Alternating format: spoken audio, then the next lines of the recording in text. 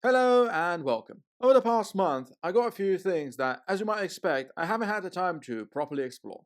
Hychika sent me a drill and some screwdrivers, and thanks to Manfred Welding's video, which I'll link below, I also grabbed the Parkside Drill Bit Sharpener. I'm one of those people who always seems to ruin drill bits pretty quickly, so I'm really excited about this. And I'm hoping it actually works for me, because apparently it's kind of a copy of another drill bit sharpener called the Drill Doctor, but it's about a tenth of the price. It also has a lot of options, and you can even select the angle you want for your drill bit. Yet, it's supposedly very easy to use. So, to test it out, I found a 6mm steel plate that I'll drill through with a couple of different drill bits, and then I'll try sharpening them to see if they come out as good as new, or at least still usable. I'm using brand new drill bits here, and I'm starting off with the smallest one, which is a 3mm drill bit, and for that I'm using my new 16V Hychika drill driver. Of course, I didn't have all day to make this video, and I wanted to ruin the drill bit as quickly as possible, so I went straight to speed 2. I was applying pressure to the drill as well, and even though I added some more before I started, I could feel that to keep the same drilling speed, I had to push harder and harder with each hole. The drill itself wasn't slowing down, it was the drill bit that was suffering, and after about 5 holes, it had enough. Not wanting to deal with another completely destroyed drill bit, I switched to a larger 5mm one and started drilling again on speed 2. 1, 2, 3, and all the way up to 10 holes, and on the 11th, I felt like there was finally enough wear on the drill bit to justify sharpening it. Before I get to that though, let me say that the Hychika drill is holding up really well so far. It's got good power from the brushless motor, and I didn't feel it overheating at all. The drill bit, however, definitely suffered and it needs some repairs. Luckily, the Parkside Drill Bit Sharpener is here to save the day. So I'm going to do the same sort of thing that I usually do with tools like this. I read the instructions once beforehand, but the first time I actually use it is on camera, so we can all see in real time whether it's intuitive and easy to use or not.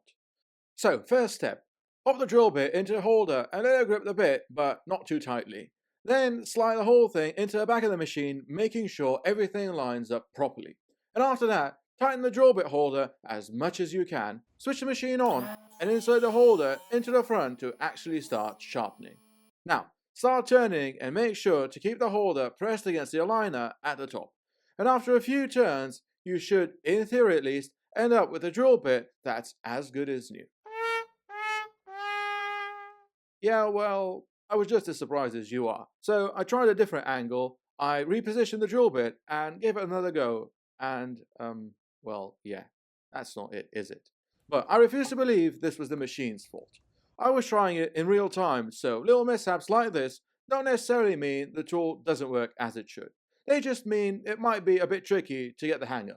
And judging by how well it sharpened the 5mm drill bit earlier, I figured it would do better with something bigger. So I pulled out my magnetic drill, which I have a full video on if you're interested, and started drilling with a 10mm drill bit. I know what you're going to say. Yes, I know I don't need a magnetic drill for a 10mm drill bit. And yes, a regular drill can handle a 10mm bit through a 6mm steel plate just fine. But now that I'm older and wiser, I'd rather not risk any body parts doing something that I could just as easily do with a safer tool. So here we are. And honestly, besides being safer, it's also a lot easier to do it this way. However, unlike the 5mm drill bit from earlier, this larger one felt like it started losing performance after the third hole. But to be fair, I'm using the cheapest drill bits known to man, basically made of cheese, because I want to test out the sharpener, not the drill bits. So, 6 holes in, I pulled the drill bit out to try and sharpen it. It didn't look too bad, but the performance drop was definitely noticeable. I guess that's why magnetic drills usually use special drill bits for larger diameter holes. But anyway, let's see if the Parkside, let's see if the Parkside can revive it, and can we get back some performance. Okay, now that looks more like it. I set it to 118 degrees, and this time it actually looks really good. I also have to say, sharpening this one was a lot easier than my attempt at sharpening the 5mm drill bit. So then, time to pop it back in the chuck and see if I can actually be proud of this one. And would you look at that? This is in fact as good as new. I may have ruined the 5mm drill bit earlier, But on my third attempt, I finally managed to make it work. And it's really not as difficult as it seems. Just carefully follow the instructions and you'll honestly be fine. Though you should be prepared to sacrifice a couple of drill bits before you start getting good results. Sure, there were some hiccups at the beginning, but I honestly can't complain about the final outcome.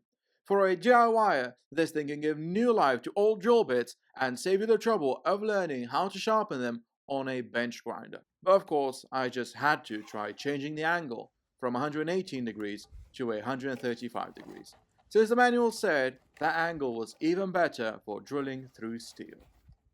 So, in my excitement and over-eagerness to do an even better job this time, I may have pushed it a bit too far. At first, I thought the smoke was just from the drill bit being sharpened, but I quickly realized that wasn't the case. I still carried on though because I wanted to see how long it could take that kind of punishment for. Turns out, not very long. But let's be clear here, this incident is entirely on me, it's not the machine's fault. Still, be careful not to overload it for too long. After all, Parkside is a DIY brand and should be treated as such. Now, apart from that, you're probably wondering if the 16V Hychika can handle a 10mm drill bit. And yes, it absolutely can. On speed 2, it nearly drilled through the entire plate, but it needed speed 1 for the final bit. And that's where the problem comes in.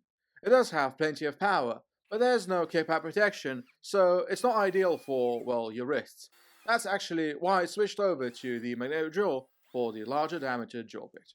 So, there you go. The Hychika drill also comes in a kit with a battery, a charger, and a selection of short and long bits. But honestly, the most impressive part of it is the raw power it delivers. Even with a 35mm spade bit, on speed 2, it doesn't slow down. I genuinely was not expecting that kind of power from it.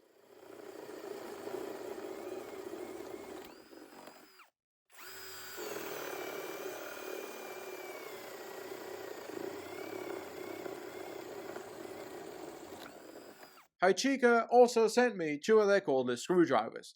Both come as kits with bits included and both have rotating handles. But one of them also has a torch style LED at the back and a collet at the front to keep the bits more secure.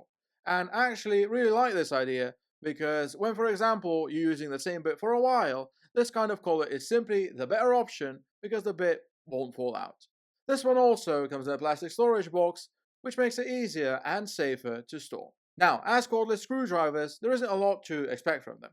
They just need to be able to install some screws because realistically, they'll mostly be used for assembling flat pack furniture or maybe taking something apart. So, let's see how they handle the most basic screws I could find.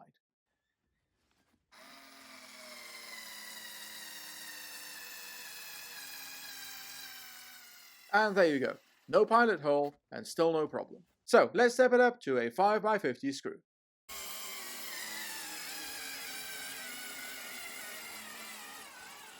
Okay, well, now they're struggling. But add a pilot hole and they should be fine. Like I said, these are meant for flat pack furniture assembly at most. For anything more than that, just get a drill driver.